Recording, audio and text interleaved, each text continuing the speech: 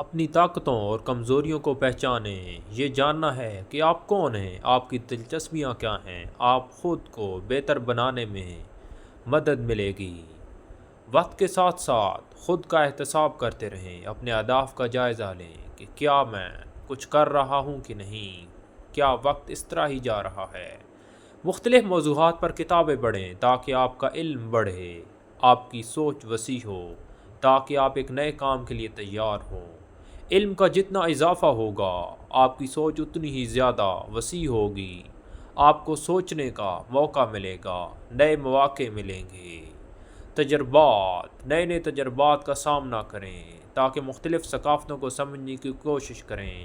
اپنے پیشے سے متعلق نئی مہارتیں سیکھیں، اس سے آپ کو پیشہ ورانہ مدد ملے گی۔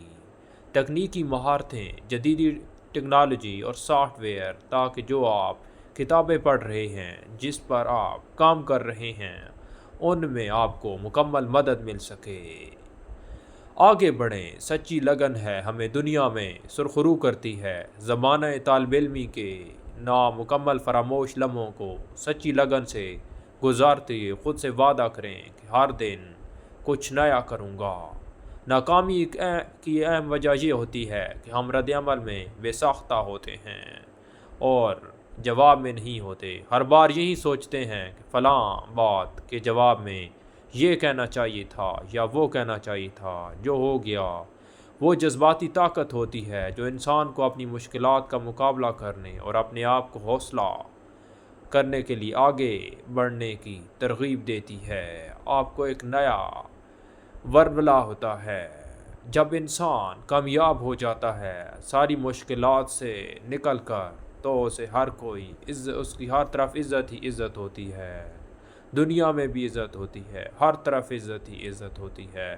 وہ لوگوں کے شور و غل میں بھی ہمیشہ مقام حاصل کر لیتا ہے۔ اسے ہر طرف ایک نئی امید نظر آنے لگتی ہے، اس کے چہرے پر ایک نئی خوشی ہوتی ہے کامیابی کی۔